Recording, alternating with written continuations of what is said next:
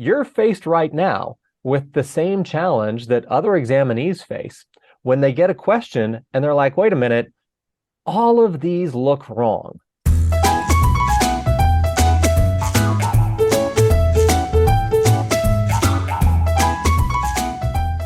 Welcome once again to the Think Like the Test podcast. I'm Ben Caldwell. With me again is Carrie Wida. Hi, everyone. And Carrie, I've got a different kind of question for you to start things out today. This is an episode that I'm sort of tentatively calling, What If They're Wrong? And so my question for you, if a question on a license exam is keyed incorrectly, which sometimes happens just because of, human error, even when there are multiple people involved, or it's written in a way that all of the answers are factually incorrect, how would you as an examinee ever know that? Oh my, thank you for unlocking a new fear now. That did not occur to me as a possibility, but now I will be racked with that anxiety as I go through the test. How would I know? Oh my gosh, I'm sure I would default to, I must be wrong. I must have this wrong. How does one find out? Well, I think that your response is a pretty common response, right? If you come across a question on the test where you're like, wait a minute, none of these are right. They all have a problem with them. There's an immediate anxiety that comes up with that, right? And then you start thinking, okay, if this is on the test, there must be something that I am misreading. There must be something that I am doing wrong, which I've got to tell you is a helpful instinct. Like that should tell you, wait a minute, let me focus in on the question at hand. Let me focus just on the information that's here and see whether I can suss out really what it is that they're aiming for here. Maybe I did misread it the first time or misinterpret something. So that's not necessarily an unhealthy instinct. But if the question really is written in some way that's broken, that's flawed, how would an exam developer find out about that? I would imagine that they would probably have to be clued in by everybody getting it wrong. Yeah, they look at their data, right? They would Yeah. see, how is this item actually performing? Right. And if the item is underperforming, that will lead an item to get flagged on the developer side, and they'll review it. And hopefully they will catch whatever problems exist. The challenge for developers is that you kind of have to bat 1,000, because if a problematic question gets through to the point where it becomes a scored item, well, then now you've got a problematic question that is impacting whether people pass or fail on a high stakes exam.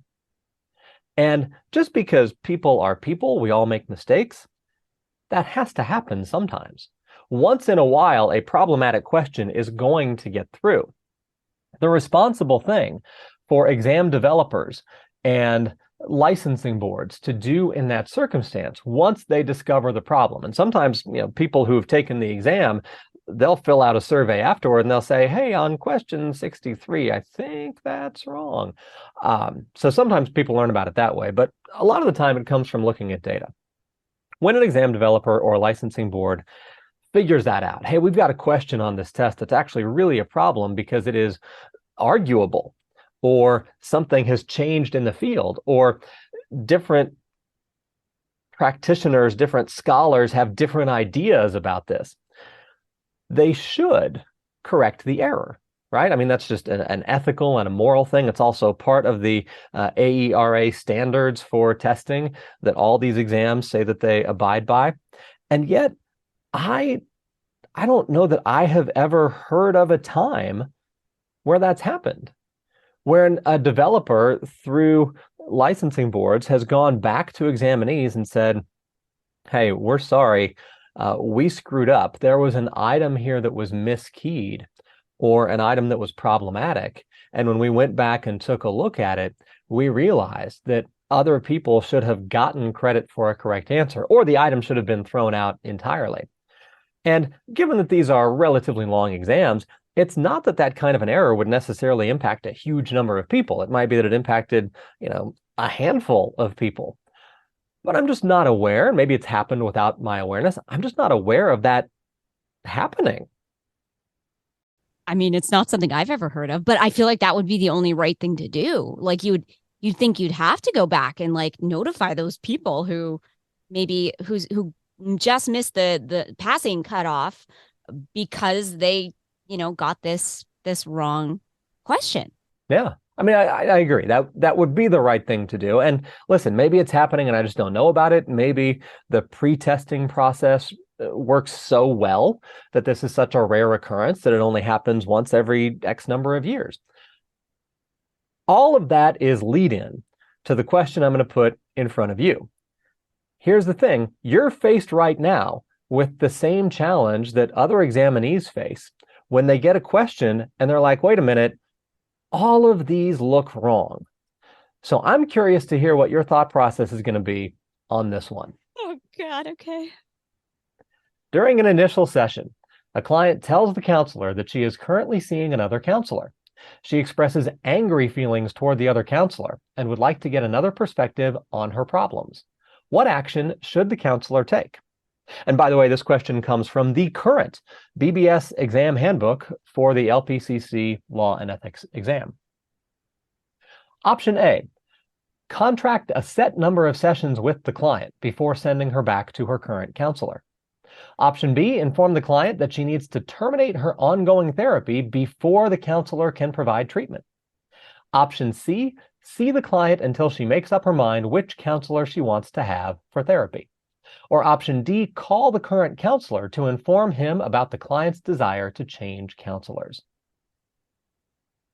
Oh, wow. Oh my Right? goodness. Oh my goodness. Okay. I am so sure, like I know that like most therapists absolutely think that like you can really only have one therapist at a time. If you have a client who's working with two therapists, on the same stuff, like not, your regular therapist that you've had for a while, and then you go do EMDR for a second. Like I know I've heard that that's pretty okay, but yeah, and there are some clients who might be seeing like one therapist to address substance use issues and another therapist for a relational issue or some other kind of an issue. And you typically would coordinate care, I would think, in that instance, but I don't think that's particularly unusual. yeah, exactly. I think that what I've definitely heard about people being kind of uncomfortable with, therapists being uncomfortable with, is, when a client is seeing two therapists for the same thing, and the, clinical kind of thinking of why that's bad is that, the client may be getting very conflicting input from each therapist. And then the therapeutic process could be more confusing than helpful, which makes sense to me. But I can't for the life of me remember if that's an ethical guideline. I can't remember.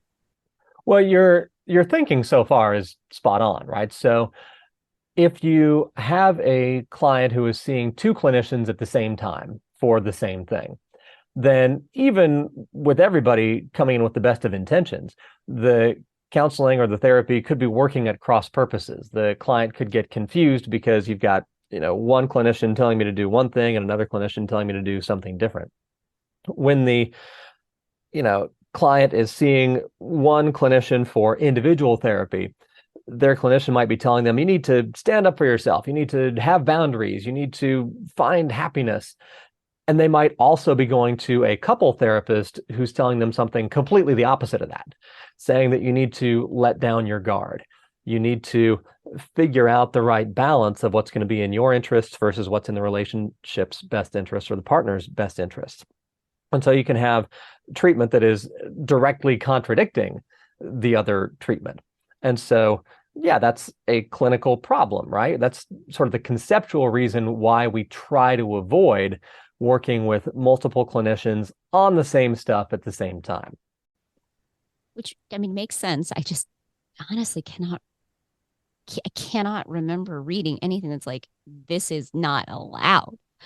Well, and to be So, fair, too, you're an MFT or you're on the MFT path, and this is a counselor law and ethics exam. So oh, this okay. is making reference to the ACA code of ethics to which you as an MFT would not be bound. Sure. So I'm going to Okay. be pretty forgiving here if you miss the mark on this one. Great. Thank you. Although it does strike me as being like that I can't imagine that the codes are so different. But maybe they are. Okay, so let's take a look. Are any of these just completely obviously wrong? Let's see. Contract a set number of sessions with the client before sending her back to her current counselor. I don't think that that's out of hand wrong. So, okay. B is inform the client that she needs to terminate her ongoing therapy before the counselor can provide treatment. I would say that that's correct. If in the ethical code it really does say that it is unethical to provide treatment when you know the client is seeing another therapist for the same thing. So I'm gonna hold on to that one for now. C, see the client until she makes up her mind which counselor she wants to have for therapy. Oh my gosh. I mean, like personally, I would do that. I think like I could make a lot of clinical justifications for why that might be okay. Particularly if she's expressed angry feelings towards the other counselor. If it's, you know, if there's any hint of it being a damaging relationship with that counselor or a abusive relationship with that counselor, I think I could come up with a million clinical reasons why she might need support as she disentangles herself from that therapeutic relationship. But again, that could just be me putting into this what I would do. So maybe it's not what I should do. And D, call the current counselor to inform him about the client's desire to change counselors. I do think D is wrong. I think D is straight up wrong. Call the Okay. current counselor to inform him about the client's desire to change counselors. That is not what the client told me, according to this question. The question says, during an initial session, a client tells the counselor that she is currently seeing another counselor. She expresses angry feelings toward the other counselor and would like to get another perspective on her problems. But nowhere in there is she saying, I have made the decision to change counselors and I, need your help doing it. So I think that would be absolutely, not okay. Particularly if there's no release signed, then that's a breach of confidentiality for me as a clinician to call the other clinician. So I've decided D is not right. Okay. Okay, so what action should the counselor take? Should the counselor take? Oh my goodness. I I don't think A can be the answer either. A, contract a set number of sessions with the client before sending her back to her current counselor. Um, I don't think, like, how would you decide how many sessions is appropriate? Um, I and like then, I like your thinking here, and like the codes of ethics, they don't tend to get that specific, right? They don't say if you're yeah, in this circumstance, then you can't do any more than 4 sessions, right? That would be right. unusually particular for a Yeah, code of ethics. right. Okay, so I'm going to say not that one, Okay. not A. So I'm down to B or C. If it's in the code that you can only see one therapist at a time, otherwise the therapist is performing an unethical intake or whatever, then B, you have to inform the client that she needs to terminate ongoing therapy. Full stop.